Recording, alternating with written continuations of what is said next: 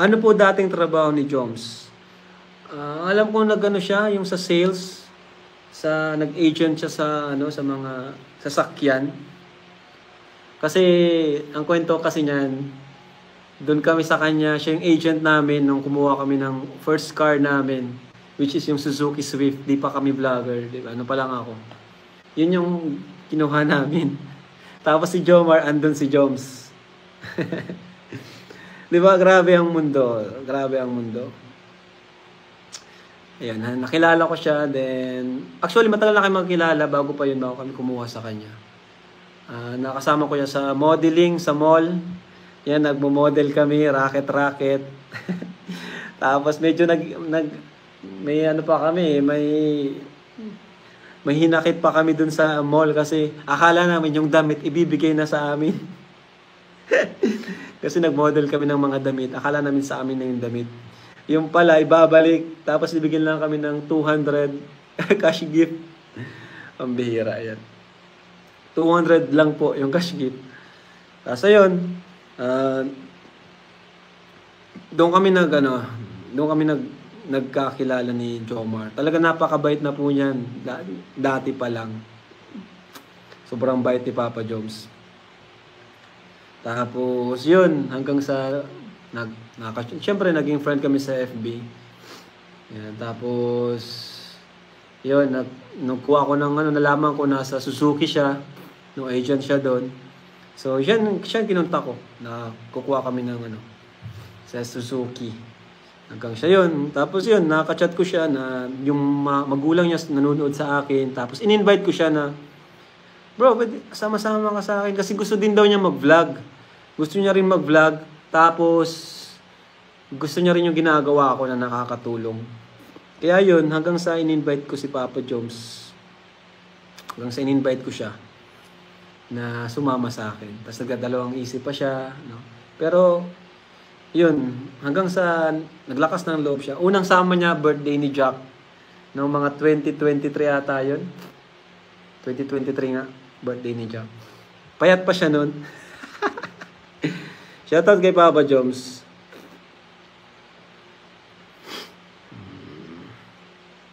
Tama yung interview niyo kay Kuya Bal. Di ba? Sabi ko na eh. Kuya Rab, pwede mangaroling sa inyo. Pwede naman po. BTS award goes to Kuya Jens. Hindi, may award talaga. Legit po, may award ang top 10. No? Top 10 Kalinga per Actors.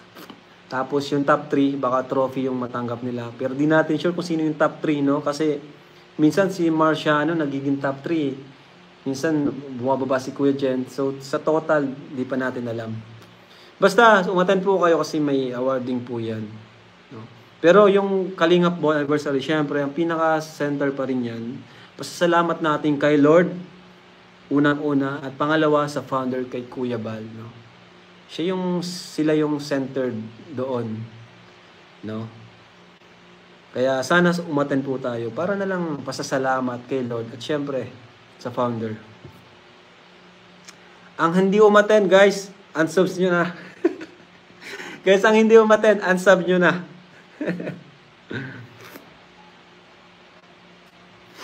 Ayan. Sino best kuripot, Kuya Rab? Di man natin masasabi kasi malay natin may pinagagastusan sila, di ba?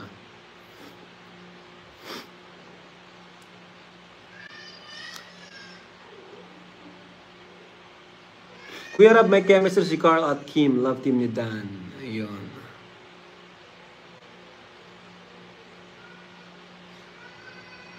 Attend kami. Yun, attend na daw sila Gandang Emmy. Attend na po kayo. December 21 po yan. Sabihin mo lang Kalinga Prab, unsub agad namin. Ayan. Pata ko marami nanonood, guys. Abangan nyo po yung hindi pupunta. Unsub nyo na po yan. Hindi yan tunay na reactor or partner kasi ano lang sila. Hindi sila nakiki-cooperate. Cooperate tayo, di ba? Ito na yung ano natin eh. Ito na yung profession natin. Ito na yung career, family natin. One Kalingap, one family.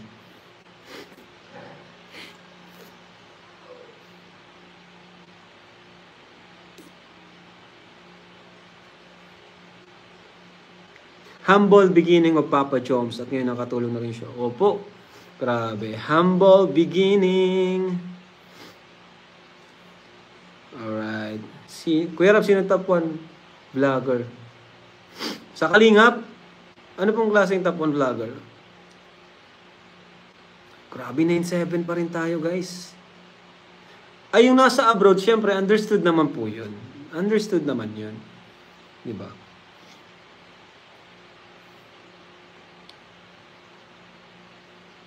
Congratulations, Idol Kuya, on this number 1 charity vlogger. Ay, grabe. Say thank you so much po. 50K ibibigay. Kuya Jens, 50K daw ibibigay mo. Di pa uli ang lahat. Pag nagbigay si Kuya Jens ng 50K, pwede niyang matalo sa Ed sa sa pinakamaraming nabigay ngayong taon sa landing pad. Kuya Jens, pag nagbigay ka ng 50K ngayon, makukuha mo na yung award. Ay, nasabi ko na tuloy yung isang award. Yung pinakamaraming nabigay sa landing pad ngayong taon. Kuya Jens, dali na! At least meron ka ng award. Ayaw mo ba, Kuya Jens, ng award?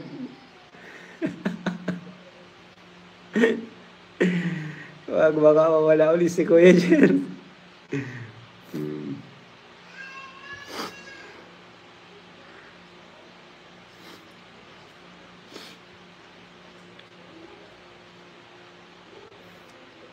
So, yan po, mag-pour na po tayo. Kalingap Angels, mag-suit tayo. Kalingap beneficiaries, kahit mga lalaki. Ano lang, yung suit tayo ng mira lang yan. At yun pa, may exchange gift po tayo, no? May exchange gift tayo. Pwedeng hindi sumali yung iba.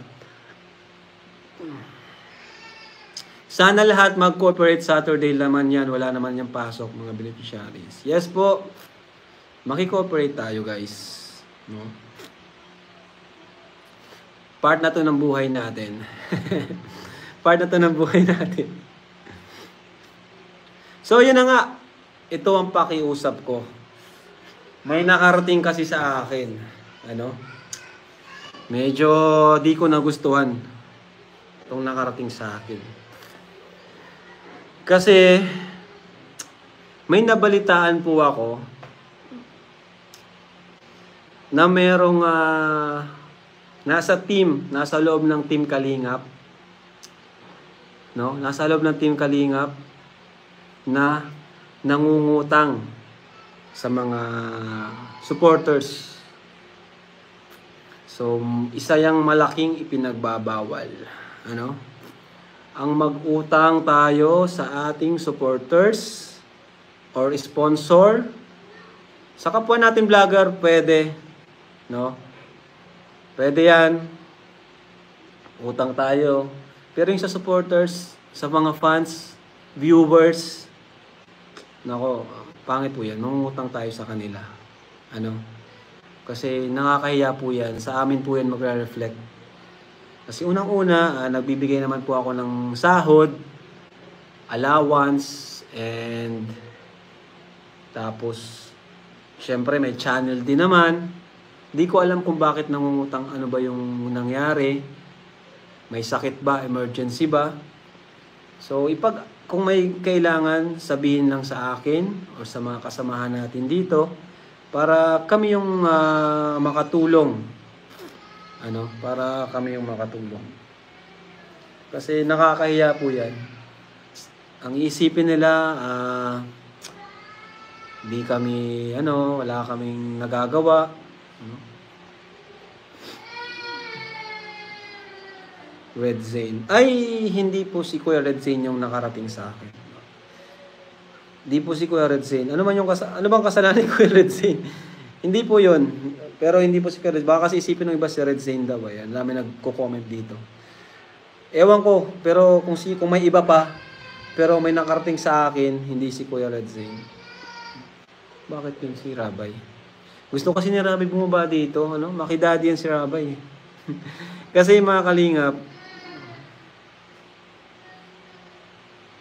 Ako ata ayun at ginamit ko sa mga pabahay ko. Hindi po ikaw yung ano, hindi po ikaw yung Kuya Sam, hindi naman ikaw yung nakarating sa akin.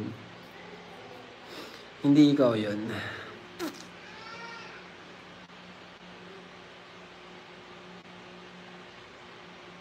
Hindi naman si Kuya Sam Ashley din yung nakarating sa akin. See.